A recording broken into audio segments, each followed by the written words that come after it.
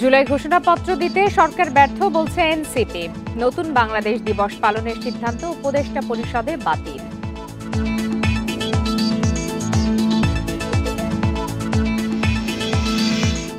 ভুয়া মামলা বন্ধে ফৌজদারি দণ্ডবিধিতে সংশোধনী আনছে সরকার। প্রাথমিক তদন্তেই খালাস পাবেন আসামিরা।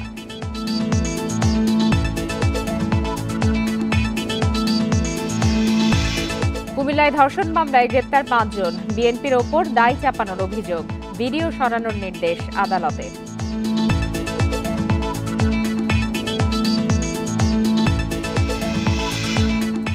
এনবিআরে আন্দোলন পরিকল্পিত ও দূরভিসন্ধিমূলক বলছে সরকার। দ্রুত কাজে না ফিরলে কঠোর ব্যবস্থার হুঁশিয়ারি।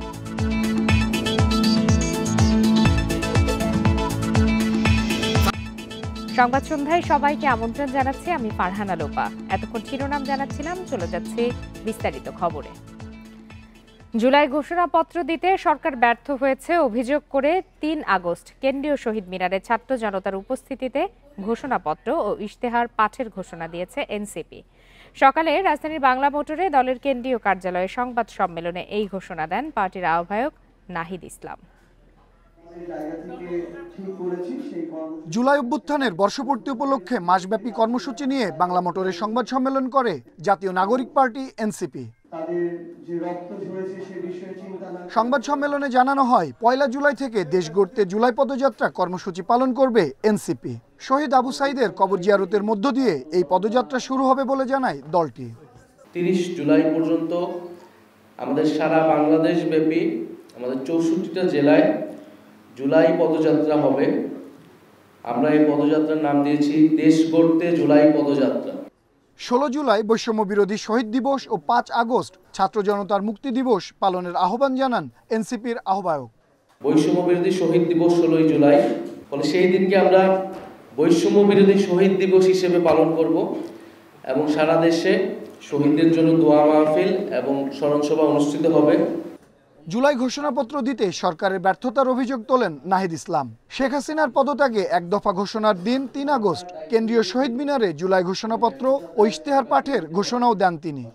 ৩রা আগস্ট শহীদ মিনারে ছাত্র জনতার জুলাই ঘোষণাপত্র ও ইশতেহার পাঠ কর্মসূচি অনুষ্ঠিত হবে। আওয়ামী লীগ নিষিদ্ধের আন্দোলনের প্রেক্ষিতে ৩০ কার্যদিবস বলা হয়েছিল, সেই ৩০ কার্যদিবস পার হয়ে গিয়েছে, কিন্তু সরকার কোনো ধরনের উদ্যোগ আমরা দেখিনি।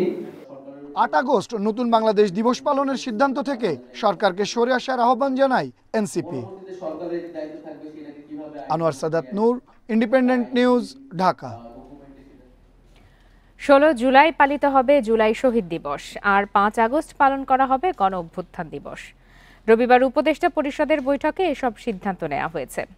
ফেসবুক পোস্টে প্রেস সচিব শফিকুল আলম জানিয়েছেন, ৮ আগস্ট কোনো বিশেষ দিবস পালিত হবে না। এর আগে গত বুধবার ৮ আগস্ট নতুন বাংলাদেশ দিবস ঘোষণা করে সরকার। এতে আপত্তি জানান এনসিপির ৩ নেতা সার্জিস আলম, হাসনাত আবদুল্লাহ ও আখতার হোসেন। ছাত্র জনতার অভ্যুত্থানে গত বছরের ৫ আগস্ট শেখ হাসিনা সরকারের পতন হয়। এর ৩ দিন পর ৮ আগস্ট অধ্যাপক মোহাম্মদ ইউনূসের নেতৃত্বে গঠিত হয় অন্তর্বর্তী সরকার। ছাত্র জনতার আন্দোলনে ১৬ জুলাই গুলিবিদ্ধ হয়ে প্রথম নিহত হন রংপুরের বেগম রোকেয়া বিশ্ববিদ্যালয়ের শিক্ষার্থী আবু সাইদ, যিনি জুলাই গণঅভ্যুত্থানের প্রথম শহীদ।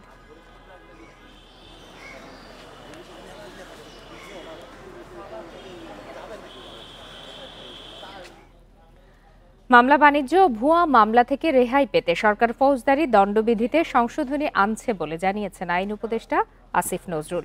এর ফলে প্রাথমিক তদন্তেই খালাস পাবেন ভুয়া মামলার আসামিরা। দুপুরে রাজধানীর ফরেন সার্ভিস একাডেমিতে উপদেষ্টা পরিষদের বৈঠক শেষে ব্রিফিংয়ে একথা জানান উপদেষ্টা। বলেন, মিথ্যা অভিযোগে করা ভুয়া মামলায় রেহাই পেতে নতুন বিধান যুক্ত করা হয়েছে।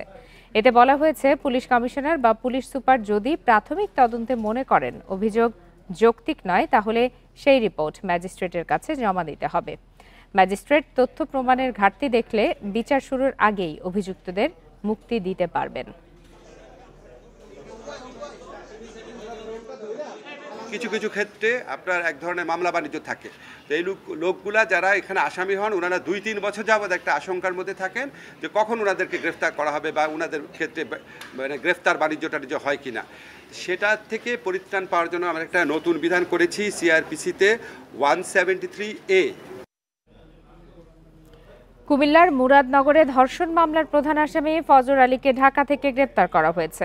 ভুক্তভোগী নারীর ভিডিও ছড়ানোর ঘটনায় গ্রেপ্তার হয়েছে আরও 4 জন। তাদের বিরুদ্ধেও মামলা হবে বলে জানিয়েছে পুলিশ। এদিকে এ ঘটনায় ভুক্তভোগীর ভিডিও সামাজিক যোগাযোগ মাধ্যম থেকে সরাতে বিটিআরসিকে নির্দেশ দিয়েছে হাইকোর্ট। সেই সাথে নির্যাতিতার নিরাপত্তা নিশ্চিতের আদেশ দেওয়া হয়েছে। 15 দিন আগে স্বামীর বাড়ি থেকে কুমিল্লার মুরাদনগরে বেড়াতে এসেছিলেন বাবার বাড়িতে। বৃহস্পতিবার রাতে একই গ্রামের ফজর আলী ঘরে ঢুকে ধর্ষণ করে ওই নারীকে। পরে তার চিৎকারে এগিয়ে আসে প্রতিবেশীরা। এ সময় ফজর আলীকে আটক করে মারধর করা হয়। এক পর্যায়ে ঘটনাস্থল থেকে পালিয়ে যান ফজর আলী। এরই মধ্যে ঘটনার ভিডিও ধারণ করে কয়েকজন। সুষ্ঠু তদন্তের মাধ্যমে সুষ্ঠু বিচার হোক, এইটা শুধু আমার প্রত্যাশা না, সকলেরই প্রত্যাশা। তো জিনিসটা অবশ্যই কেন ছড়াইছে, ও কি উদ্যোগ নিয়ে ছড়াইছে, কার কারণে ছড়াইছে, এটা ওদেরকে অবশ্যই নিয়ে এসে তদন্ত করে এটা ওদেরও বিচার করা উচিত। শুক্রবার থানায় মামলা করেন ভুক্তভোগী নারী। পরে শনিবার রাতে ঘটনার ভিডিও সামাজিক যোগাযোগ মাধ্যমে ছড়িয়ে পড়লে সমালোচনার ঝড় ওঠে। এই ঘটনায় জড়িতদের শাস্তির দাবি জানায় স্থানীয়রা। ওনার যেটা বাসার রাস্তা, ওইটা আমরা যুব সমাজ দ্বারা, আমি বলবো বেশি করে যুব সমাজরা মিলে ওনার রাস্তা আমরা বন্ধ করে দিয়েছি। ধর্ষণের ঘটনায় রোববার সকালে প্রধান আসামি ফজর আলীকে ঢাকার সায়দাবাদ থেকে গ্রেপ্তার করে পুলিশ। এছাড়া ভিডিও ধারণ ও প্রচারের ঘটনায় জড়িতদের আইনের আওতায় আনা হবে বলে জানিয়েছে পুলিশ। প্রবাসীর স্ত্রী ওনার বাপের বাড়ি বেড়াতে আসছিলেন, তখন এই ঘটনা ঘটে এবং স্থানীয় কিছু লোকজন তখন ঘরের ভিতর ঢুকে ওই ফজর আলীকে মারপিট করে এবং তখন ফজর আলী কিছুক্ষণ পরে পালিয়ে যায়।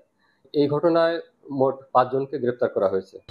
ঘটনার পর মেডিকেল পরীক্ষা সম্পন্ন হয়েছে ভুক্তভোগী নারীর।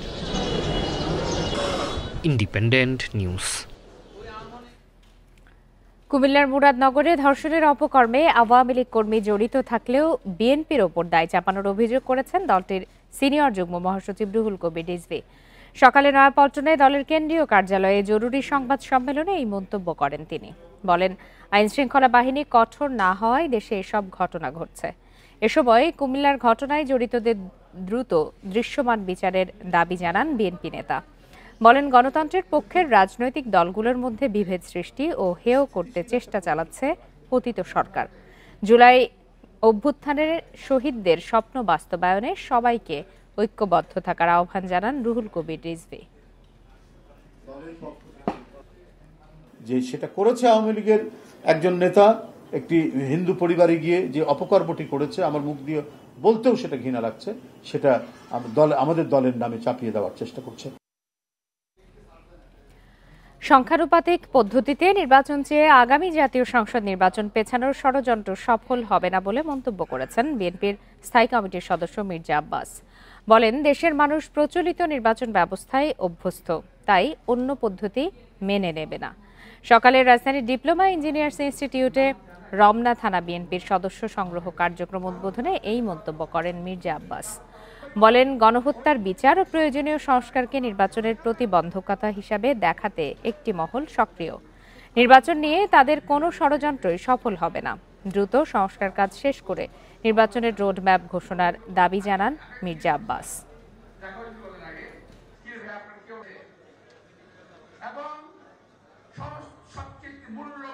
স্থানীয় সরকার হতে হবে, আবার পিআর ভোট করতে হবে। কেন ভাই, কইতে আবিষ্কার করেন এগুলা? কে দেয় বুদ্ধি আপনাদের? এই সমস্ত কুপরামর্শ নিয়ে এই দেশ এবং জাতিকে ধ্বংস করার জন্য একদল লোক আজকে মাঠে নেমেছে, যারা জাতিকে আগে বাড়তে দেবে না।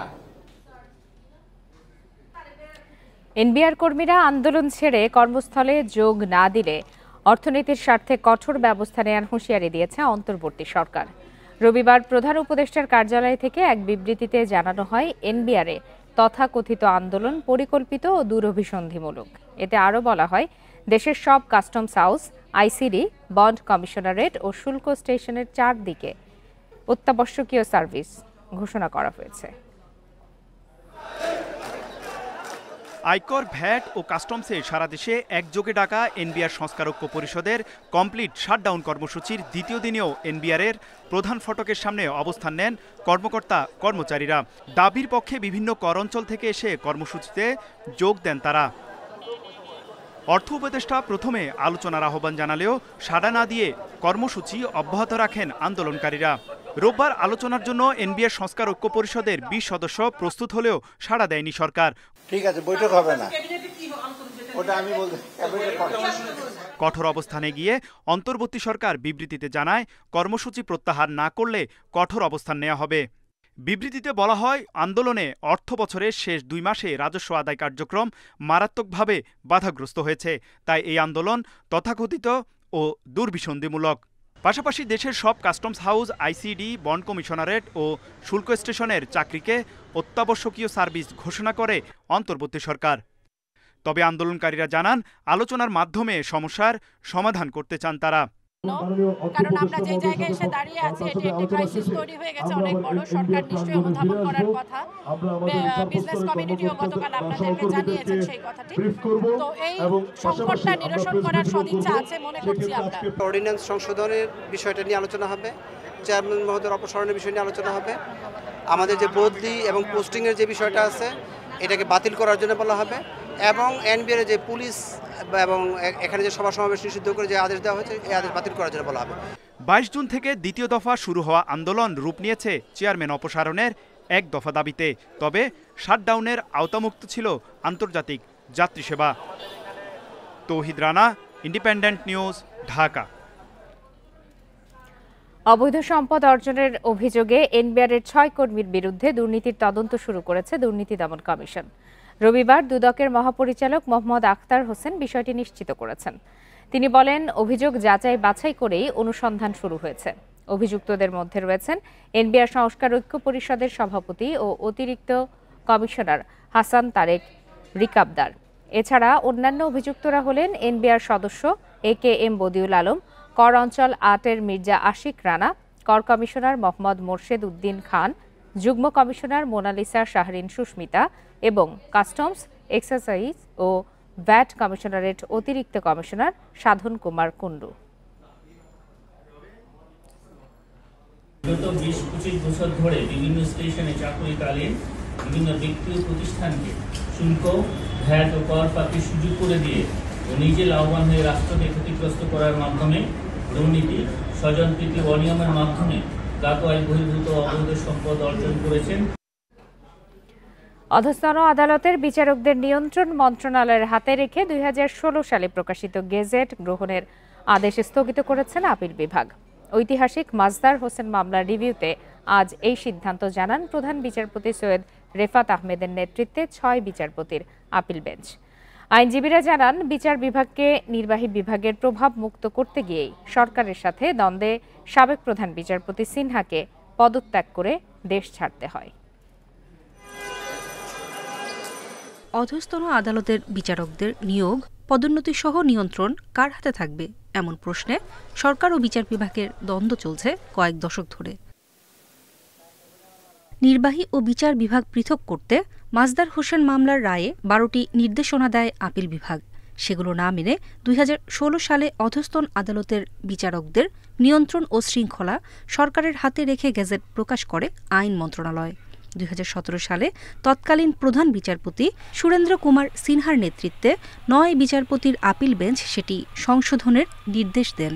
এ নিয়ে সরকার ও প্রধান বিচারপতির দ্বন্দ্ব চরমে উঠলে পদত্যাগ করে দেশ ছাড়েন SK সিনহা। এরপর ভারপ্রাপ্ত প্রধান বিচারপতি আব্দুল ওয়াহাব মিয়া সরকারের গেজেট গ্রহণের আদেশ দেন। তবে সেই আদেশের বিরুদ্ধে আপিল করেন সুপ্রিম কোর্টের এক আইনজীবী। এ বিষয়ে শুনানি শেষে রোববার আদেশ দেয় সর্বোচ্চ আদালত। আদেশে এখনকার ফুল মাননীয় আপিল বিভাগ প্রধান বিচারপতির নেতৃত্বে 3রা জানুয়ারি 2018 তারিখে যে আদেশটি গ্রহণ করেছিলেন জনাব বিচারপতি ওয়াহাব মিয়ার নেতৃত্বে, সেই আদেশটিকে স্থগিত করে দিয়েছেন। বিচার বিভাগকে সরকারের নিয়ন্ত্রণ মুক্ত করার চেষ্টার কারণেই সাবেক প্রধান বিচারপতিকে দেশ ছাড়তে হয় বলেও জানান তিনি। আদালতেও তুলে ধরেন এই বক্তব্য।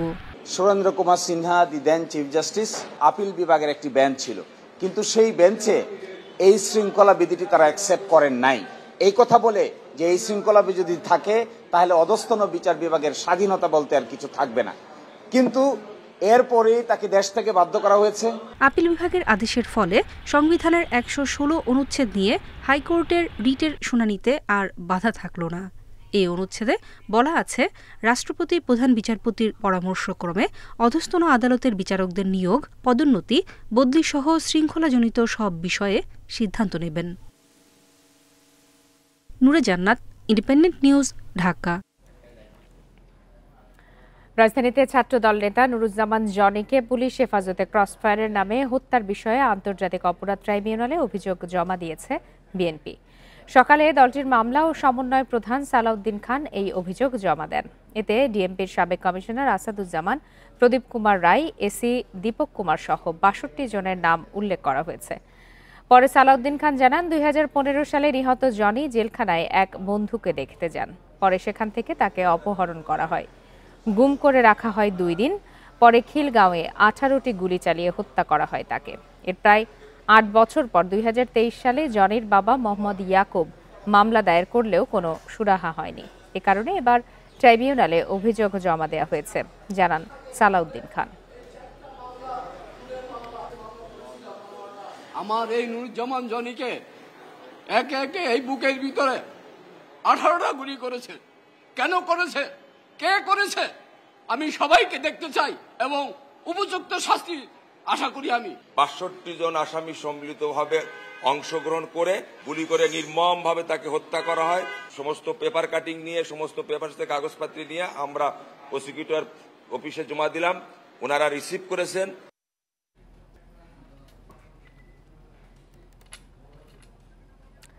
রাজধানীর উত্তরায় পথচারীদের ওপর ট্রাক তুলে দেয় চালক ও সহকারী। এতে প্রাণ হারিয়েছেন বিশ্ববিদ্যালয় শিক্ষার্থী সহ ৩ জন। সম্পর্কে মামা ভাগ্নে সহ একই পরিবারের সদস্য। এ ঘটনায় ট্রাক চালক ও তার সহকারীকে আসামি করে মামলা হয়েছে। শিক্ষার্থী মৃত্যুর ঘটনায় ক্ষোভ জানিয়ে নিরাপদ সড়কের দাবি তুলেছেন সহপাঠীরা। এদিকে একই রাতে রাজধানীর সড়কে প্রাণ গেছে আরও 2 জনের। ঢাকার আহসানুল্লাহ বিজ্ঞান ও প্রযুক্তি বিশ্ববিদ্যালয়ের ইলেকট্রিক্যাল অ্যান্ড ইলেকট্রনিক্স ইঞ্জিনিয়ারিং বিভাগের ৩য় বর্ষের শিক্ষার্থী অমিত হাসান ফাহিম। স্বপ্ন ছিল উচ্চশিক্ষার জন্য বিদেশে যাওয়ার, কিন্তু রাজধানীর সড়কে নিমেষেই সব শেষ। শনিবার রাতে বড় মামার মৃত্যুর খবর পেয়ে ছোট মামা জাবেদ আলীর সাথে উত্তরার একটি হাসপাতালে রওনা হন অমিত ও তার খালাতো ভাই নাইম। সিএনজি অটোরিকশার জন্য দাঁড়িয়েছিলেন আজমপুর মোড়ে সড়কের পাশে। হঠাৎ পাথর বোঝা একটি ট্রাক চাপা দেয় ৩ জনকে। ঘটনাস্থলেই নিহত হন 2 ভাই অমিত ও নাইম।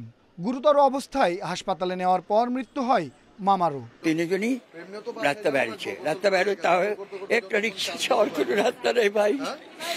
আমাদের ট্রাক 3 জন খারাপ ছিল, 3 জনের উপর ট্রাক কাটিয়ে যায়। 5 নম্বর সেক্টরের বাসা উত্তরা হাসপাতালে এসেছিল মামারে দেখতে। মামারে দেখে হাসপাতালে বাইক যেতে রাস্তায় খারাপ হচ্ছে 3। সহপাঠীর মৃত্যুর ঘটনায় শোক ও ক্ষোভ জানান বন্ধুরা। বলেন, সড়কে একের পর এক সম্ভাবনাময় প্রাণ ঝরলেও নেই কোনো নিরাপত্তা।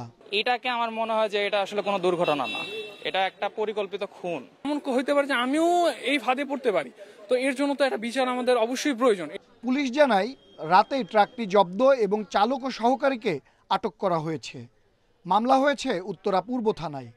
ঘটনাস্থলে এসে তাদেরকে চাপা দেয়, চাপা দিলে ঘটনাস্থলে 2 জন মারা যায় আর একজন আহত অবস্থায় উদ্ধার করে আমরা কুয়েত হসপিটালে পাঠাই। তো ওইখানে চিকিৎসারত অবস্থায় সেও মারা যায়। এই ঘটনায় ভিকটিমের আত্মীয় বাদী একটা মামলা করেছে।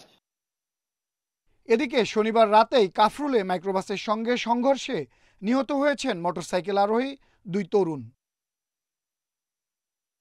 আনোয়ার সাদাত নূর, ইন্ডিপেন্ডেন্ট নিউজ, ঢাকা।